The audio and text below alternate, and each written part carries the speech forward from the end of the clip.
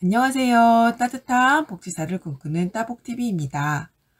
올해 생계급여 수급자 중에서 노인, 한부모 가정은 부양무자가 폐지됐고 내년부터는 모든 생계급여 수급자의 부양무자 기준을 폐지한다는 뉴스 많이 접하셨을 텐데요. 그래서 요즘 제게 부양무자에 대한 질문 정말 많이 하시거든요. 그런데 제가 질문을 들어보면 부모, 자녀, 자녀의 배우자이면 누구나 다 부양의무자라고 생각하시는 분들 많으시더라고요. 제가 예전에 그게 아니라고 말씀드린 적 있었는데요. 이번 영상에서 이에 대해 더 쉽고 자세하게 말씀드릴게요. 오늘 내용은 부양의무자를 안 보는 주거급여, 교육급여 수급자 분들에게도 정말 중요한 내용이니까 오늘 영상도 꼭 끝까지 봐주세요.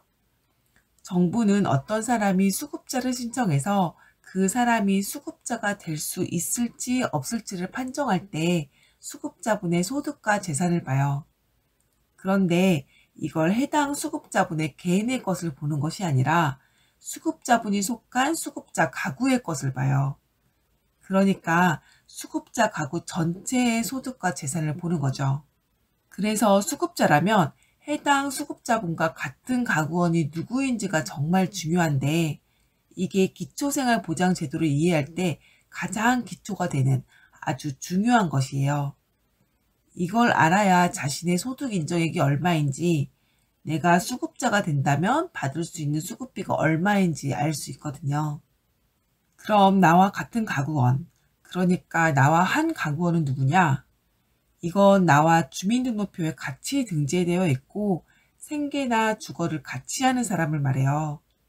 여기에서 가족이 아닌 동거인은 한 가구에서 빠지고 주민등록표에 같이 있지 않더라도 수급자를 신청한 분의 배우자나 사실혼 관계이면 같은 가구원이라고 봐요.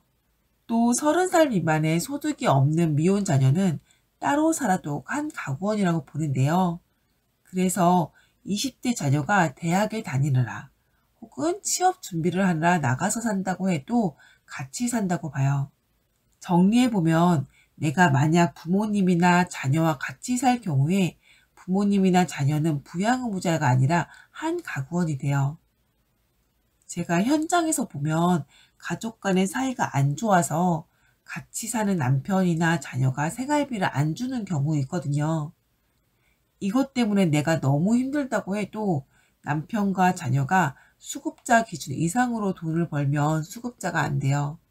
내가 남편이나 자녀와 한 가구이기 때문에 그렇죠. 한 가구에 대해 이해가 되셨는지 모르겠는데요. 이게 왜 중요하냐면 이것에 따라 생계급여, 의료급여, 주거급여, 교육급여의 기준이 달라지기 때문에 그래요.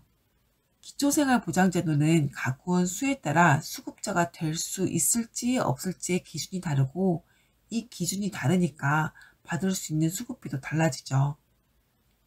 제가 예를 한번 들어볼게요. 엄마, 아빠, 자녀 이렇게 3인 가구가 있다고 해볼게요. 그런데 이번에 아들이 군대에 갔어요. 그러면 가구원 수가 한 명이 줄어요.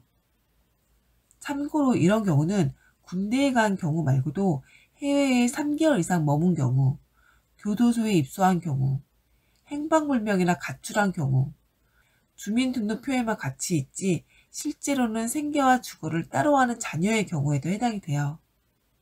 어쨌든 이렇게 해서 가구원 수가 한 명이 줄면 이 가구는 2인 가구로 돼서 수급비가 조정이 되거나 수급자에서 탈락할 수도 있어요. 만약 이 가구가 3인 가구였을 때 이 가구의 소득 인정액이 0원이었다고 해볼게요. 그럼 수급비를 119만 원 받을 수 있었겠죠. 그런데 2인 가구로 되면 92만 원밖에 못 받게 되는 거예요. 만약 3인 가구였을 때 소득 인정액이 100만 원이었다고 해볼게요. 그럼 3인 가구 생계급여 기준이 119만 원이니까 수급비로 19만 원 받았겠죠. 그런데 2인 가구로 되면 생계급여 기준이 92만 원이니까 생계급여 수급자에서 탈락돼요. 이렇게 가구원 수에 따라서 수급자 여부가 달라지고 받을 수 있는 수급비가 달라지니까 가구원 수가 중요한데요. 이러다 보니까 제게 이런 질문 많이 주세요. 제 딸이 지금 취업 준비를 하고 있는데 만약 취업이 되면 따로 사는 게 나을까요? 저희 가족이 어머님을 모시고 살면 어머님이 수급자에서 탈락할까요? 따로 살면 수급자인데 같이 살면 한 가구가 되어서 소득 인정액이 높아지니까 수급자에서 탈락할 수도 있어서 이렇게 물어보는 것이에요. 그런데 정부는 이런 경우에 별도 가구라고 해서 수급자 가구가 원래 가구와 별도로 있다고 생각해요. 그래서 원래 가구와 같이 살아도 따로 산다고 보는 거죠. 그래서 이런 경우는 해당 가구원만 수급자가 되고 나머지는 부양무자가 돼요. 여기에서 약간 헷갈릴 수 있는데 제가 예를 한번 들어볼게요. 아까 제가 예로 든 3인 가구 볼게요. 이 아들이 군대에 다녀온 다음 이번에 취업을 했어요. 그래서 한 달에 200만 원 가량의 소득이 생겼어요.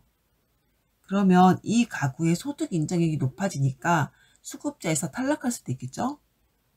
그런데 정부는 자녀가 취업이나 창업을 해도 만 18세부터 34세까지는 자립할 수 있도록 지원해 주어야 한다면서 해당 자녀를 별도 가구라고 봐요. 그래서 자녀가 엄마 아빠와 같이 살지만 엄마 아빠와 한 가구가 아니라 엄마 아빠의 부양무자가 되는 거죠. 그래서 이 가구는 2인 가구로서 수급 자격을 계속 유지할 수 있게 되는 거예요. 별도 가구에 대한 이해가 어느 정도 되셨는지 모르겠는데요.